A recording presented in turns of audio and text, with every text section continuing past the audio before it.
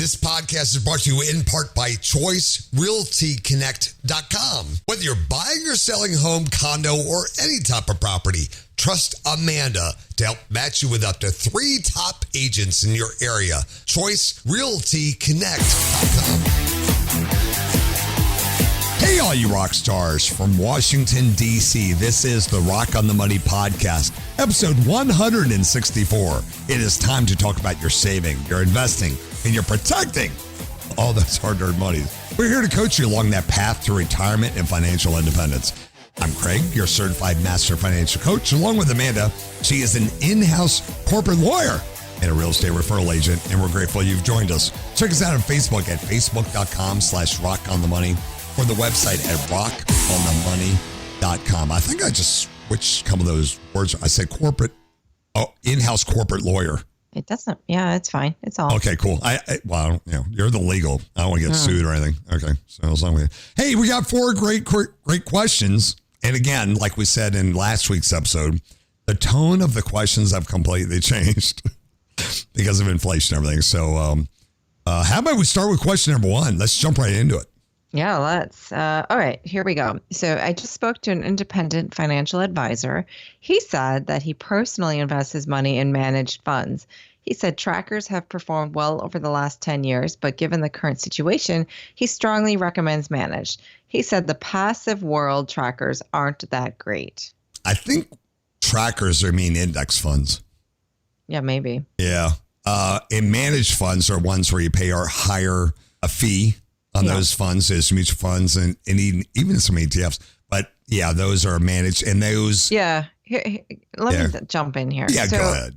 He said trackers have performed well over the last 10 years, which is absolutely true. Everything has performed well over the last 10 years. You notice he said he strongly recommends managed. He didn't make the claim that managed perform better than trackers. Exactly. Because it's not true.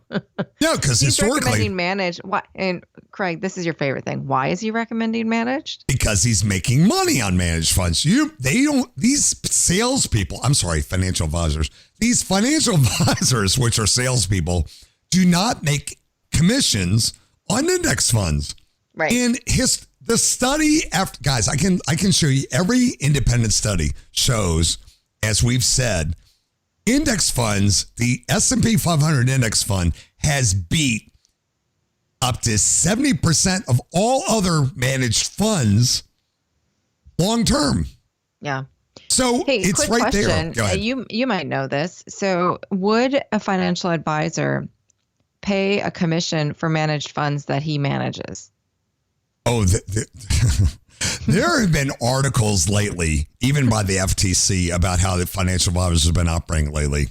I'm not a lawyer, okay, guys? I'm not a financial lawyer of any kind, but reading these articles, apparently they're not allowed to use certain words, but they are allowed to use other words. So the way they manipulate it, they can say they're fiduciary when actually they're still making money. They can actually turn their hat, like they can be a fiduciary at one point and quickly sell you something and take that hat off literally. And that's legal. That's what's so wacky about this whole financial industry, that you can claim that you are in their best interest, and then suddenly in that same exact meeting, you can turn that light switch off and start making money off that client by selling them things that you just recommended. Yeah. It's insane, guys. And I don't know why people think we're lying. Google it. This has been Consumer Reports, FTC, on the federal government websites and all this stuff. It is nonsense. That's why we try to keep this stuff simple. See, you got me on my soapbox, just like last week. Yeah. But anyway, like you said, everything performed well last 10 years. Why, Amanda? Because we just came out of that housing crisis 10 to 12 years ago. Everything went up because I guess it's like 14 years at this point, Craig. We were like 90% down. Of course, everything went up in the last 10 years. Of course, everything went up. But everything has been fine. Everything had to recover over time. But again, the S&P 500 is your 70 to 80% chance. Again, like I say, you go into a casino, Amanda, right? Yeah. If you give me a table game that gives me an 80% chance at winning over another one that does a 30% chance, which one will I take? I'm going to go to the 80% table. Why would people make this complicated? Yeah. We're not stockbrokers. We're not stock pickers. We don't sit down for hours and hours a day trying to study every little stock or every little thing. Keep it simple, guys. Someone else came up with the 500 best companies, the S&P. They're not even charging us for this, and they adjust it every year. Let somebody else handle that stuff, and we just sit back and make the money. 8 to 12% per year. I need to take a breath. That wore me out. Yeah. All right. So how about the question 2? Let's move on. Wanting to buy stocks for the first time. Oh my God. Here we go. How do I know which ones to buy? This is all new to me. Where do I start? Thank you. I think you just answered your question. You said, this is all new to me. Where do I start? You should not be buying stocks. Not individual stocks. You should not be buying individual stocks. Take that Robinhood app and cancel it. Delete it. No, you're not a gambler. You're literally gambling. Stop it. Knock it off. Why again? Going back to question 1, why would you you don't have the time. I don't think what people understand. They watch CNBC and you got to buy Waste Management, WMT. But we foresee this going up over the next quarter. But none of that means anything to you. What, are you going to sit there and watch it every day so you know when to get out, in and out? More chances are you're going to lose. You cannot compete against the professional stock people. It is impossible. Amanda, these big wig people that are way out of our league, they buy microwave towers as close to Wall Street where the computers are, where the stock thing goes, so they can beat you and get those trades in before you. I don't think people understand the game that's out there. It is nonsense. Oh, by the way, I've been watching one of your favorite people, because you used to watch The Daily Show all the time, right?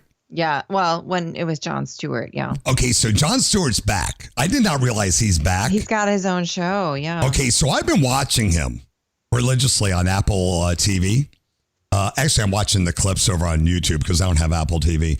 But he just did a huge thing about the stock market, and what the game is really going on. And there's all these people at the Wall Street Journal, people that are on site, people that are former FTC and all this stuff, and SEC professionals. And you have no shot at winning this at all.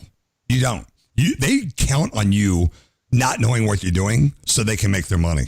It is insane what's going on right now. And the best thing you can do, and Wall Street does not like that you invest in the S&P 500 index. And they brought that up. They do not like that you do that because they're not making money off you. I got to put the links to this in the group, Amanda. It is just insane. Yeah, I think he calls the show what the problem is. The problem with Jon Stewart. The problem with Jon Stewart. Yeah. So he has sound like the problems with him. Yeah. But yeah, he gets very passionate about some of these subjects. It's been great. But he had the problem with Wall Street, and I watched. There's like 5 videos of that. I'm like, it's just crazy. I've heard these stories before, but just the way he packages it makes it more interesting. And he talks about Robinhood and all this. It's crazy, guys. It's just, why would you take your life and you want to sit there and try and study all these stocks? Bottom line is, guys, please don't do that. Just stick with the symbol index. The people that don't make money off you will tell you, yeah, that's what you should be doing. Hey, Amanda, I bought stocks before too. Boy, did I waste my time. Yeah. I really did. I mean, because then it takes over your life.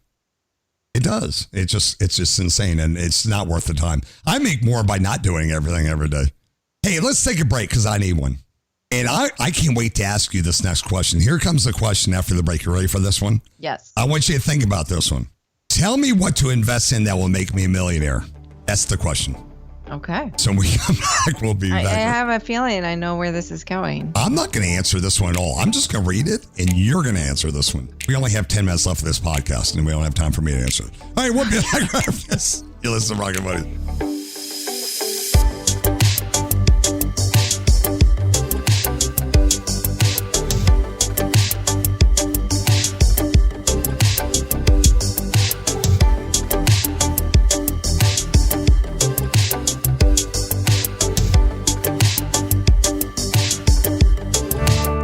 there, rock stars. Amanda here with ChoiceRealtyConnect.com. Are you about to sell your home or excited to buy your first or next home? I'll be honored to help you find an expert to work with you in your local area. At ChoiceRealtyConnect.com, I'll help match you with up to 3 qualified licensed agents that specialize in your specific market. Choice Realty Connect serves every zip code in all 50 states with a network of 15,000 top-rated agents that are ranked within the top 5% for sales. Whether you're selling or looking for a condo, new construction, retreat, vacation property, or you're a first-time home buyer, let me connect you with the perfect top agent today. ChoiceRealtyConnect.com. The choice is yours. Amanda Braun is a Florida licensed real estate with a brokerage, Realty Connect. Rockland, USA.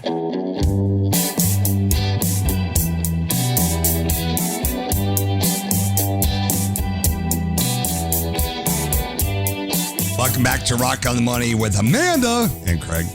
Check us out on Facebook.com/RockOnTheMoney or RockOnTheMoney.com. And we, of course, our podcast everywhere. Please share our podcast on Facebook. That's going to be our best chance at really getting more people out there now that we can post our podcast right on Facebook. Please share that out everywhere. We really appreciate it. And the listener numbers are going up. It's been great. Hey, Amanda, I gave you some homework. Here's your question. Let's see how you answer this one. Okay. I want to know. Question number 3. Tell me what to invest in that will make me a millionaire. Go. Yeah, there's nothing I can tell you will guarantee you become a millionaire. No one has a crystal ball. All right, question number 4. No, so here's the thing. We generally coach that the S&P 500 index fund will have, or has in the past at least, had consistent gains that you can then use to calculate a predicted total amount that you would have for retirement. But again, there's no crystal ball. So the past performance is not a guarantee of future performance. I can tell you that if you're just sticking the money under your mattress, you're going to have a harder time becoming a millionaire because you'll have to save every single penny in order to reach $1 million. If you put it in a low cost interest bearing savings account, you're going to have a hard time. It's almost like putting it under the mattress. Yeah. But if you invest in the markets or you're investing in real estate or a combination of both, then you have a much higher likelihood of being able to meet those higher targets.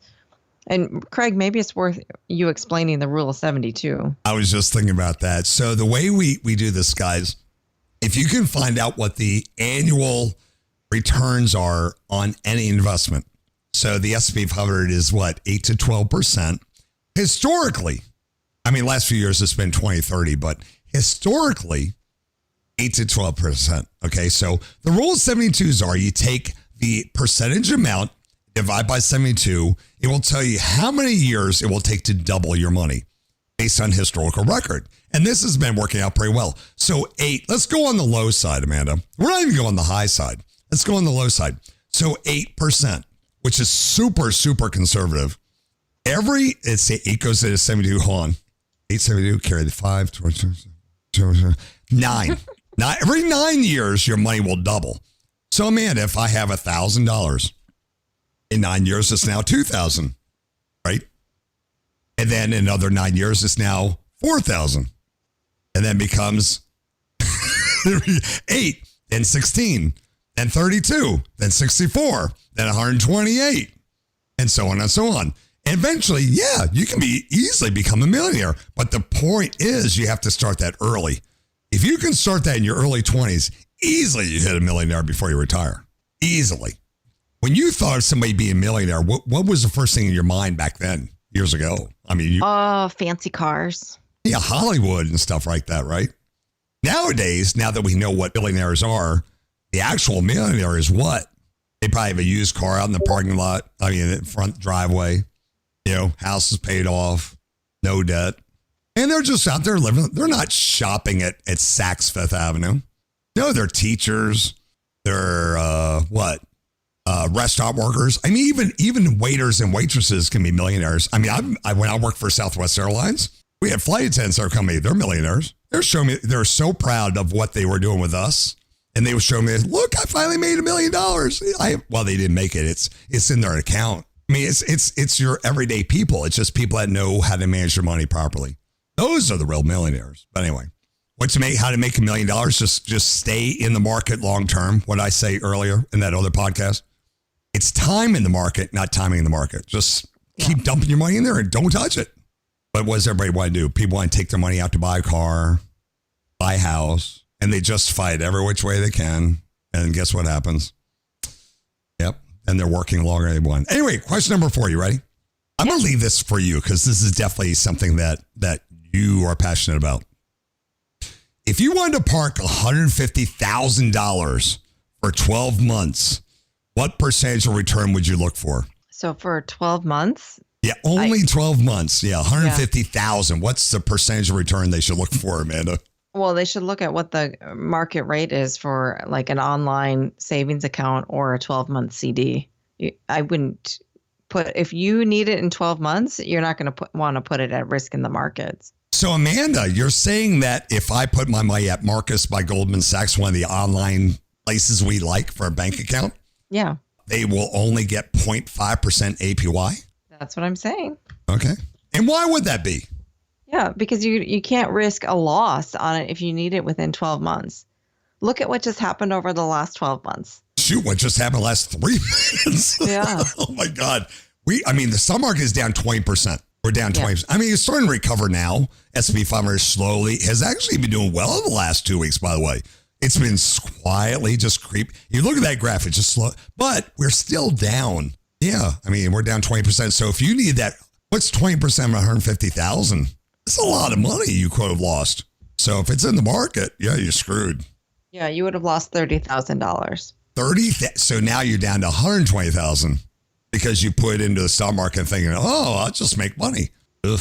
You know what, Amanda? A lot of people just started investing while they were sitting at home during COVID. And they started watching the stock market and say, man, look at this money we're making. Oh, my God, GameStop. People were making money hand over fist in the stock market because they were treating it like they're spending on they're gambling like baseball or football games. And now we're back to the normal stock market. Yeah, it's not so friendly, is it now, is Amanda? No. So, yeah.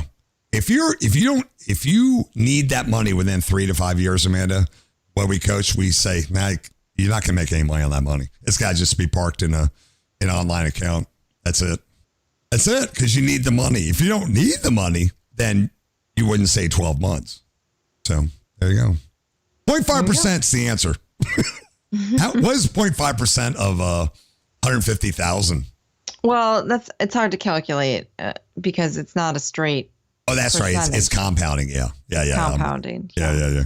And then they'd have to pay tax on that income on the savings account. So that's right. So basically, you're not going to make anything. Sorry. That's where we put our emergency funds, by the way, everybody. We just put a regular bank accounts because you may need that money at any time. So that's how that works. What did you say it was? 0.5 or 0.05? 0.5. I'm on the front page of Marcus by Goldman Sachs. It says, boost your savings with a Marcus online savings account, 0.5%. That's what they're showing. I'm sure there's 5 print or something on here, but the national average is still 0.27. They say Bank of America's savings account is 0.04 and Chase's 0.02%. So Marcus on the website is just showing, by the way, we're not sponsored by Marcus. We're just using an example, but they're just showing how their online savings account is higher than Bank of America, Chase, and then national average. So anyway, I'm sure some of these others like Ally, these other great online banks that have no physical presence out in the real world, that's how they can give you better rates. Or your credit unions probably have higher rates too. But no, you're not going to make any money. That's nothing. That's chump change. Shoot, the inflation rate's 7.9. 0.5 ain't going to help you at all. Yeah. You're losing. You're still losing. So, but that's all you can. All right. Anything else you want to add on that one? No. I think we crushed that one. We crushed everybody's hopes and dreams of working a system. Yeah, there's no system, guys. I hate to bring it to you, but there's no system. It's just working your jobs, making your income, be consistent, stop buying stupid things, put your money away, and don't touch it. Yeah. There's no easy way around it. Oh, that was a bummer. All right. Everybody has great. We'll see you again next week. You can find Amanda on Instagram and Twitter at Agile Amanda, and you can find me on all of your favorite social media platforms at Rockland USA.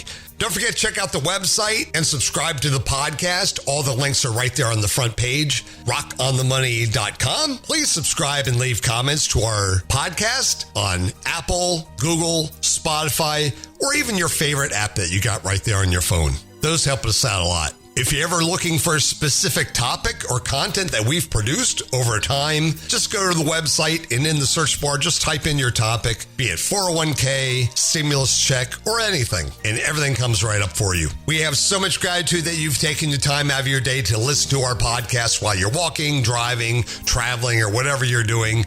Please send us an email. Let us know how you're doing out there. Podcast at rocklandusa.com. So long, everybody. Thank you very much again. We'll see you again next time. All opinions expressed by the host are solely their own and do not reflect the views of any company, affiliates, or advertisers. Investments or strategies mentioned in the show may not be suitable for you. Before acting on any information in the show, you should consider whether it is suitable for your particular circumstances and strongly consider seeking advice from your own financial or investment advisor.